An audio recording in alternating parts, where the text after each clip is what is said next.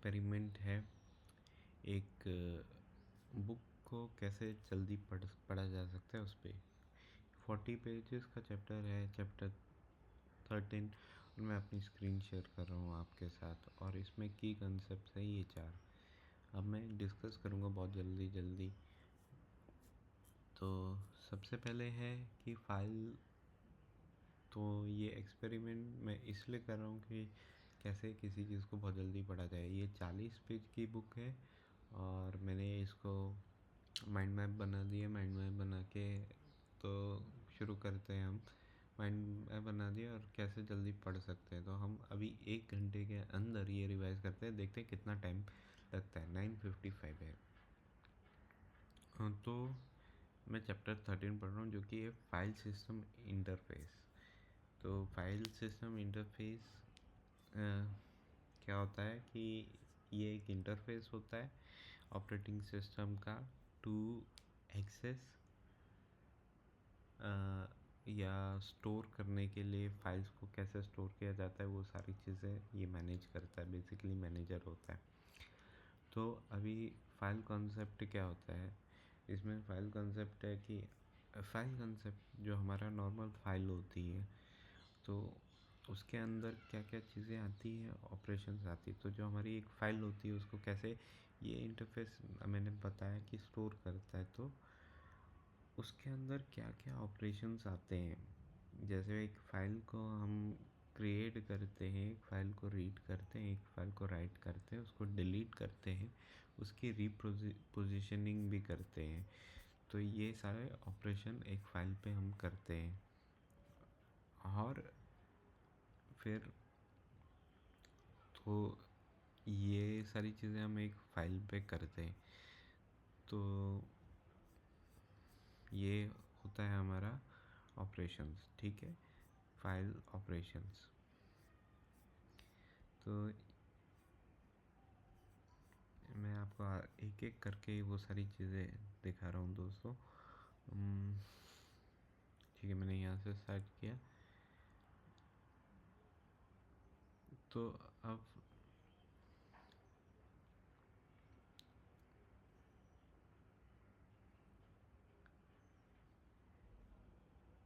तो बेसिकली एक फाइल हम जो कहते हैं कुछ रिलेटेड डाटा को बोलते हैं,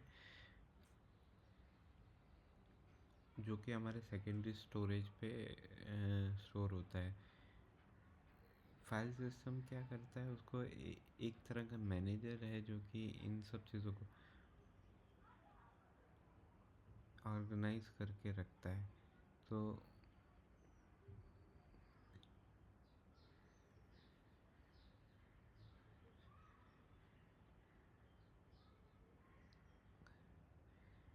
फाइल जो होता है हमारा डाटा होता है।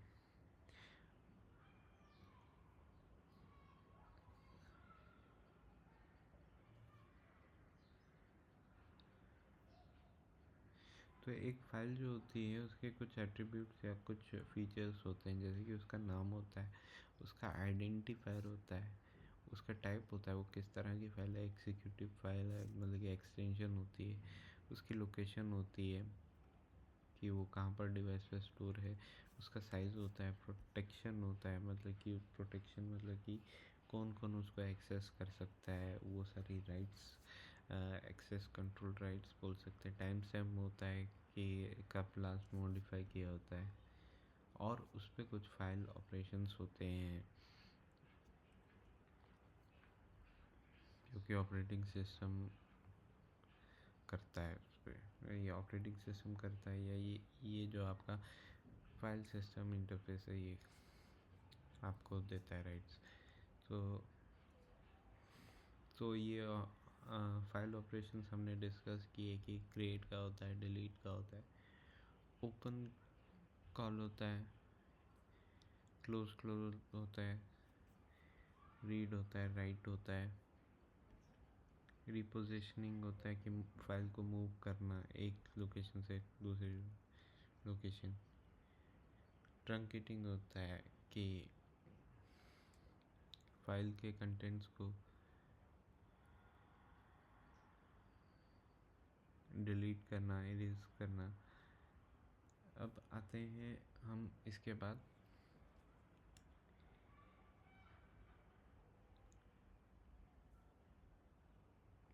एक्सेस मेथड पे। तो फाइल्स डिफरेंट वेज में एक्सेस की जा सकती हैं, जैसे कि सीक्वेंशियल एक्सेस होता है कि जिसमें हम पूरे फाइल को शुरू से लास्ट तक पढ़ते हैं। एक डायरेक्ट एक्सेस होता है कि जिसमें फाइल को नंबर्ड सीक्वेंस माना जाता है और हम किसी भी ऑर्डर में पढ़ सकते हैं किसी भी ब्लॉक को। एक इंडेक्स एक्सेस होता है, फाइल को इंडेक्सेस में किया जाता है, aligning the system to reach the index. System अपने आप कोई भी इंडेक्स को, मतलब कि इंडेक्स ऑफ चॉइस को सर्च करता है और उस पर जाता है। अब डायरेक्टरी का कंसेप्ट होता है, इसमें एक तीसरा कंसेप्ट आता है डायरेक्टरी का। पर उससे पहले हम ओपन फाइल टेबल भी मैं करूँगा। ऑपरेशंस हमने कर लिए। ओपन फाइल टेबल क्या होता है कि एक ऑपरेटिंग सिस्टम टेबल मेंटेन करके रखता है जिसमें वो हर प्रोसेस के बारे में डिटेल रखता है। ओपन फाइल टेबल में वो बताता है कि ऑपरेटिंग सिस्टम कौन सी फाइल कहाँ पर स्टोर है, वो पूरा अपने रेफरेंस के लिए रखता है कि मेमोरी में कौन से कहाँ पर लोकेशन पे स्टोर है कौन सी फाइल, जो भी फाइल खुली है। ओपन फाइल टेबल ये होता है। और ये open file table programme level पे भी, लोकल लेवल पे भी होता है। हर एक प्रोग्राम अपना मेंटेन करता है कि उसकी जो फाइल्स हैं कौन सी मेमोरी लोकेशन पे है। तो वो लिस्ट होती है files, list of files of that programme at different spaces in the memory. तो ये जो होता है ग्लोबल लेवल पे होता है कि list of files of that programme at different locations of the memory. फिर फाइल लॉकिंग एक मैकेनिज़्म भी होता है फाइल कंसेप्ट में कि तो उस फाइल को ना जो हम या ऑपरेटिंग सिस्टम एक्सेस कर रहा है तो उसको एक एक्सेस कंट्रोल भी देना ज़रूरी है, ताकि हम उसमें बता सकें कि वो यूज़र लेवल पे कौन यूज़र उसको रीड कर सकता है, उसको राइट कर सकता है, कौन सा प्रोग्राम उसको रीड कर सकता है, राइट कर सकता है। तो उस लेवल पे भी एक्सेस देने के लिए, मतलब कि यूज़र लेवल पे, प्रोग्राम लेवल पे एक्सेस देने के लिए भी फाइल लॉकिंग ज़रूरी है। तो फाइल लॉकिंग का मुझे यहाँ तक याद आता है, दो तरह की होती है, एक मैंडेटरी होती है और एक होती है नॉन मैंडेटरी। मैंडेटरी होती है कि मतलब कि जो कि ऑपरेटिंग सिस्टम इन्फोर्स करता है कि ये फाइल ये फाइल ये प्रोग्राम ही एक्सेस करेगा, कोई और नहीं करेगा। और कुछ जो नॉन मैंडेटरी होती है जो कि एक प्रोग्राम एक सेट ऑफ गाइडलाइंस, ये गाइडलाइंस ही होती है जो कि दूसरे प्रोग्राम के लिए रेफरेंस के लिए करते हैं। मतलब कि अगर दूसरा प्रोग्राम अगर उसको पढ़ पाता है तो अच्छा है, वेल गुड, नहीं पढ़ पाता तो भी ठीक है। जैसे कि एक सबलाइम टेक्स्ट है, वो उसने कुछ गाइडलाइंस की है उस फाइल के लिए, और दूसरा है टेक्स्ट एडिटर है, नोटपैड है, वो दूसरा अगर वो नहीं समझता पहले वाले की गाइडलाइन तो भी चलता है। तो ये था हमारा फाइल कॉन्सेप्ट। फिर आते हैं हम डायरेक्टरी स्ट्रक्चर। तो इसका मतलब होता है, डायरेक्टरी स्ट्रक्चर होता है कि डायरेक्टरी स्ट्रक्चर होता है कि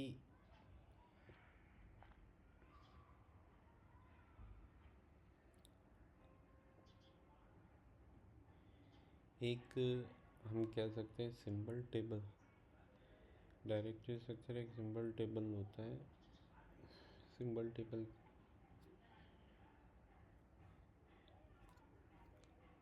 तो डायरेक्टरी स्ट्रक्चर बताता है कि एक स्ट्रक्चर बताता है कि ये कि आपके कंप्यूटर में वो फाइल्स कैसे स्टोर है, कहाँ स्टोर है, किस स्ट्रक्चर में स्टोर है।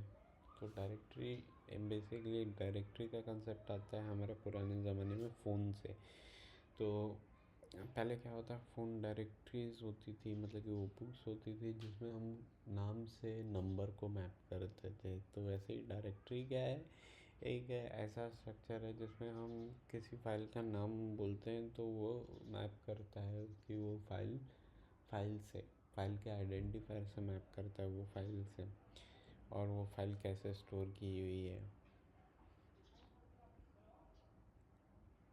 ऑर्गेनाइज की है, मैनेज की हुई है। ठीक है, तो डायरेक्टरी के भी कुछ ऑपरेशंस होते हैं, वही ऑपरेशंस होते हैं जो हमने फाइल के पढ़े थे कि, और डायरेक्टरी के कुछ लेवल होते हैं। एक बहुत पहले आती थी सिंगल लेवल डायरेक्टरी, मतलब कि एक ही फोल्डर होता था, उसके अंदर सारी फाइल्स होती थी। तो इसमें बहुत सारे कॉन्फ्लिक्ट्स हो सकते थे। तो फिर टू लेवल डायरेक्टरी आ गई, मतलब कि दो अलग अलग फोल्डर, यूज़र फाइल डायरेक्टरी, और हाँ अलग अलग यूज़र के अलग अलग डायरेक्टरी होती है, यूज़र फाइल डायरेक्टरी। तो इससे कॉन्फ्लिक्ट नहीं होता था। तो दो लेवल के होते थे, और एक मास्टर फाइल डायरेक्टरी होती थी। तो इससे क्या होता है, कॉन्फ्लिक्ट नहीं होता था नाम का। तो फिर उसके बाद आ गया, टू लेवल के बाद आ गया ट्री स्ट्रक्चर डायरेक्टरीज, मतलब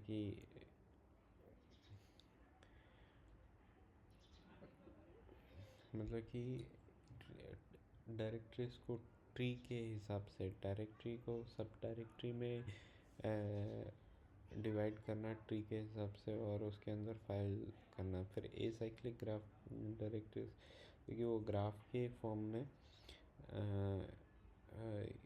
होता है, उसका स्ट्रक्चर ए साइक्लिक होता है, मतलब कि वो लिंक्ड होते हैं पर वो साइक्लिक नहीं होते हैं। तो अब डायरेक्टरी के ऑपरेशंस क्या क्या होते हैं। डायरेक्टरी ऑपरेशंस एवं होते हैं कि आप फाइल को क्रिएट कर सकते हैं, डिलीट कर सकते हैं, लिस्ट कर सकते हैं। यहाँ पर एक चीज़ आती है डायरेक्टरी स्ट्रक्चर में, फाइल कंट्रोल ब्लॉक्स।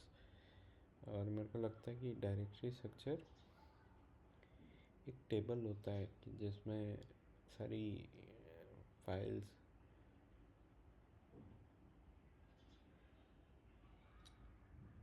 फाइल के नाम को उसके फाइल कंट्रोल बोर्ड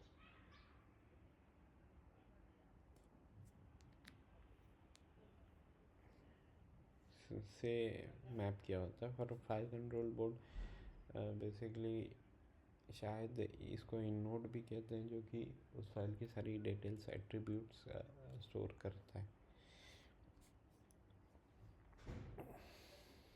ठीक है, अभी हम फाइल का प्रोटेक्शन के बारे में बात करेंगे। प्रोटेक्शन मैकेनिज़्म या डायरेक्टरी प्रोटेक्शन मैकेनिज़्म के बारे में बात करते हैं। ये हमने ये सारे कर लिए। प्रोटेक्शन मैकेनिज़्म हमारे हो गए, एक मिनट हम वहीं जाते हैं।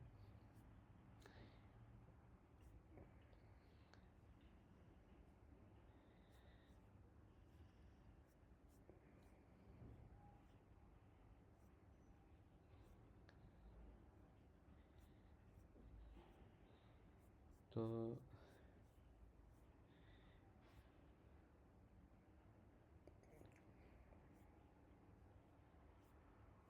ये की प्रोटेक्शन, डायरेक्टरी की प्रोटेक्शन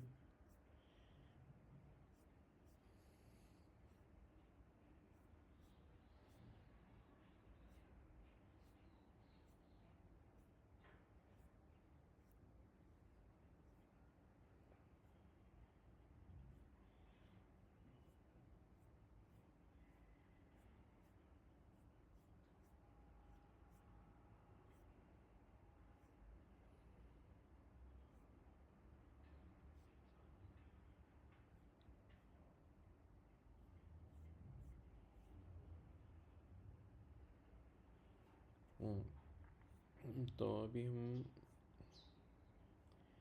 चलते हैं सीक्वेंशियल एक्सेस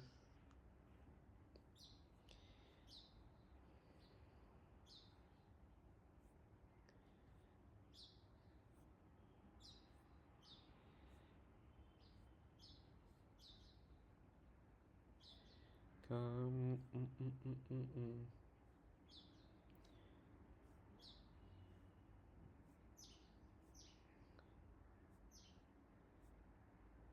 कहाँ चलेगा फिर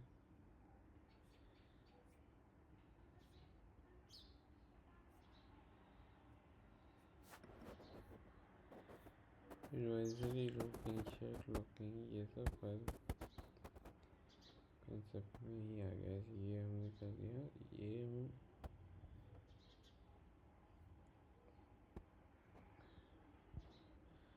protection exercise concept single level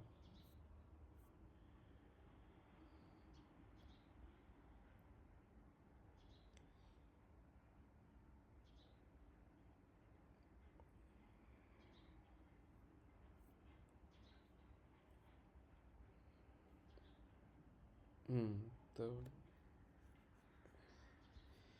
protection एक मैकेनिज्म है कंट्रोलिंग। तो फाइल ये प्रोटेक्शन क्या होती है? प्रोटेक्शन होती है कि हमें लिमिटेड एक्सेस देना है किसी यूज़र को, किसी प्रोग्राम को स्टोर इंफॉर्मेशन का।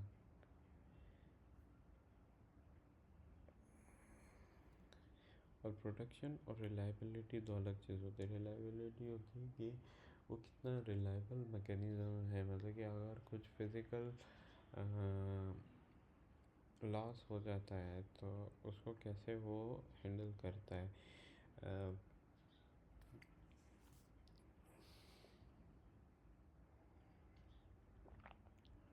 which focuses on preventing। तो जैसे फॉल्ट टॉलरेंस वीक कहते हैं। तो एक्सेस कंट्रोल जो होता है ना वो अलग अलग लेवल पे होते हैं। मतलब कि अब वही read write execute append delete list या एट्रीब्यूट चेंज, कोई भी एट्रीब्यूट चेंज साइज हो गया उसका, वो सारी चीज़ें। तो इसके लिए क्या कंसेप्ट लाया गया कि प्रोटेक्शन के लिए तो ये सारे ऑपरेशन हम करते हैं, इसी पे एक्सेस कंट्रोल चाहिए। तो इसके पहले कि कुछ कंसेप्ट आए कि एक्सेस कंट्रोल लिस्ट, जिसमें क्या है कि सीधा यूज़र वाइज लिस्ट होती थी। उस लिस्ट में यूज़र का नाम और उसको क्या एक्सेस दिया है क्या नहीं दिया है वो सारी चीज़ें होती थी। उसको क्या एक्सेस दिया है कि नहीं दिया है। फिर एक उससे भी आसान कॉन्सेप्ट आया इसमें एक्सेस कंट्रोल लिस्ट में, वो था ग्रुपिंग वाला कंसेप्ट आया। तो इसमें क्या आता है, उसमें 3 ग्रुप में डाला होता है, ऑनर, ग्रुप और यूनिवर्स। तो यूज़र जो फाइल क्रिएट करता है वो ऑनर होता है और उसको सारे एक्सेस कंट्रोल दिए होते हैं, सारे कंट्रोल दिए होते हैं, सारे ग्रांट एक्सेस कहते हैं, including ability to change the attribute grant access. सारे के सारे एक्सेस दिए होते हैं। ग्रांट एक्सेस कर सकता है, वो एट्रीब्यूट बदल सकता है। और ग्रुप में वो यूज़र होते हैं जो कि एग्जीक्यूट कर सकते हैं, रीड कर सकते हैं, मतलब कि ये डिपेंड करता है। ग्रुप में यूज़र्स होते हैं, ठीक है। और अदर्स में होते हैं और रिमेनिंग यूज़र जो कि सिर्फ एग्जीक्यूट कर सकते हैं, राइट नहीं कर सकते। तो वैसा एक ये सिस्टम जो है बनाया था।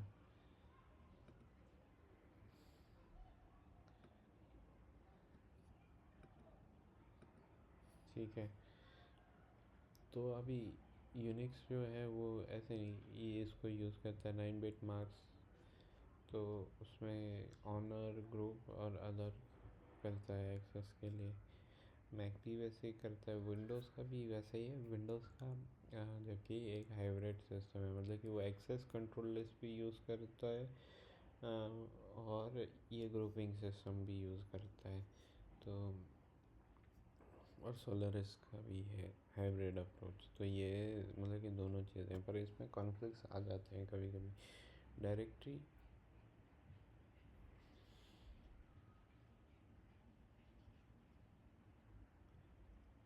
तो अब वो बताता है कि डायरेक्टरी और अल्टरनेटिव प्रोडक्ट में, मतलब कि डायरेक्टरी स्ट्रक्चर को भी,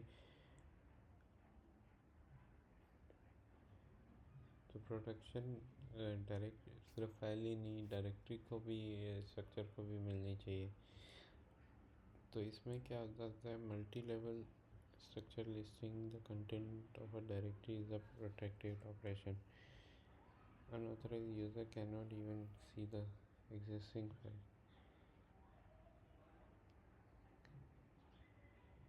Beyond the identity-based control, some utilize passwords to for files and directly। तो कुछ फाइल्स जो है ना डायरेक्टली लेवल पे भी, मतलब कि हमें लिस्टिंग नहीं दिखानी होती, डायरेक्टली लेवल पे भी प्रोटेक्शन चाहिए होती है। और उसके आगे क्या आता है कि फाइल लेवल पे भी प्रोटेक्शन होती है, तो हम उसमें पासवर्ड भी लगा सकते हैं। डायरेक्टरी लेवल पे भी पासवर्ड लगाते हैं, पर ये क्या है, उतने यूनिक पासवर्ड यूज़र को याद रहने चाहिए, तो वो थोड़ा प्रैक्टिकल हो जाता है। तो एन्क्रिप्शन एक मोर मॉडर्न अल्टरनेटिव है data security, also it requires sophisticated की मैनेजमेंट। ठीक है, तो ये हमारा था प्रोटेक्शन का।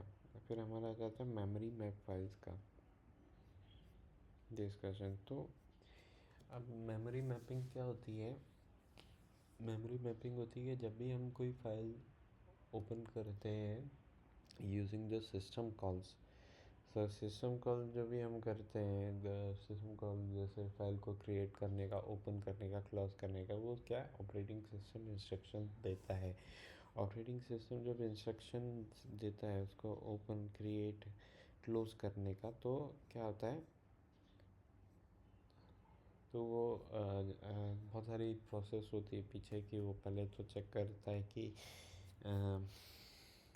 वो फाइल एग्जिस्ट करती है, परमिशन चेक करता है कि उस फाइल की परमिशन है ओपन करने की या नहीं। जब वो ओपन करता है तो फिर वो क्या करता है, सबसे पहले ऑपरेटिंग सिस्टम ये भी चेक करता है उसको पेजिनेशन टेबल पे, पेज टेबल पे भी चेक करता है कि वो फाइल है कि नहीं है। अगर नहीं है तो फिर वो परमिशन चेक करता है और कि वो ओपन कर सकता है। फिर वो जाके उसके फिज़िकल मेमोरी में जाके वहाँ से उसको लेता है और उसका एक वर्चुअल एड्रेस बनाता है। फिर वो सेकेंडरी मेमोरी में जाता है, उसको रीड करता है और फिर उसका एक फिज़िकल वर्चुअल मेमोरी बनाता है। और वर्चुअल मेमोरी बनाने के बाद वो उसको बोलते हैं, हम इसको बोलते हैं कि मेमोरी मैपिंग। तो असल में मेमोरी मैपिंग क्या चीज़ है, कोई फाइल जिसको जिसको हमारी फिज़िकल मेमोरी, मतलब कि रैम में जो मैप है बाय वर्चुअल एड्रेस। ठीक है, तो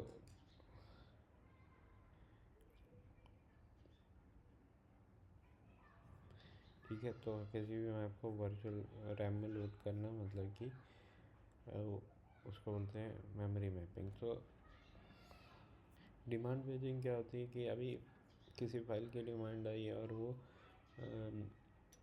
हमारे पेज टेबल पे नहीं है, तो फिर वो सेम मैकेनिज़्म से लेके आएगा और उसको लोड कर देगा। और ये हम क्यों कर रहे हैं कि हम रैम में तुरंत लोड करते हैं किसी भी चीज़ को, ताकि रैम के ऑपरेशन जो है बहुत फास्ट होते हैं सेकेंडरी मेमोरी से, तो इसीलिए हम यूज़ करते हैं। और इससे क्या होता है, दूसरा एडवांटेज कि हम डायरेक्ट एक्सेस या रैम के अंदर ही वो चेंजेस करते हैं, जो फाइल चेंजेस करते हैं और जब वो रैम में चेंजेस हो जाते हैं तो फिर हम उसके बाद जो है ऑपरेटिंग सिस्टम क्या करता है, वो सारी चेंजेस लेके आपकी सेकेंडरी मेमोरी मतलब कि हार्ड डिस्क पे स्टोर करता है। उन फाइल्स को जो कि चेंज हुई है उनको RAM as a dirty pages बोलता है, डर्टी पेजेस बोलता है। और उनको जब प्रोग्राम क्लोज होता है या सेव होता है या कोई ऑपरेशन होता है तो वो उसको बैकग्राउंड में वो राइट करता है, फिर सेकेंडरी मेमोरी या आपके हार्ड डिस्क पे अपडेट करता है, या पीरियोडिकली कर रहा होता है। तो फिर हमने क्या किया, मेमोरी मैपिंग के क्या एडवांटेजेस है, पेज शेयरिंग, मतलब कि दो से ज़्यादा अगर प्रोसेस उसको यूज़ कर रही हैं तो वो जल्दी एक्सेस करती हैं अलग अलग प्रोसेस, और दोनों अपडेटेड रहती हैं। दूसरा क्या होता है, मतलब कि ये तो कंकरेंसी है एक साथ। फिर दूसरा है कि पेज शेयरिंग और कॉन्करेंसी एक साथ काम करना। फिर कोऑर्डिनेशन,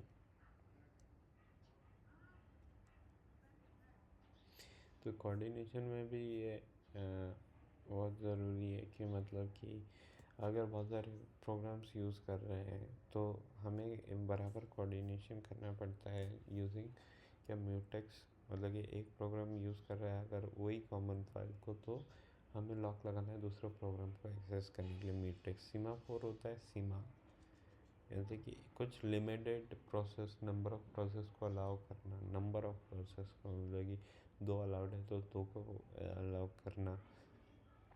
फिर तो ये सिंक्रोनाइजेशन के लिए बहुत ज़रूरी है। फिर लॉक्स होते हैं कि म्यूटेक्स भी वही होता है, लॉक्स भी मेरे को लगता है वही चीज़ होती है। पर इसमें कभी कभी एक चीज़ और आ जाती है, रेसिंग पोजीशन की, मतलब कि मल्टीपल प्रोसेसेस एक ही फाइल को चेंज कर रही है डिफरेंट ऑर्डर में, तो क्या हो जाता है कि जो डाटा है वो कभी करप्ट हो सकता है या डाटा इनएक्यूरेट हो सकता है, क्योंकि वो अलग अलग सीक्वेंस में कर रही है एल्गोरिथम में, किसी ने कुछ कर दिया। तो इसीलिए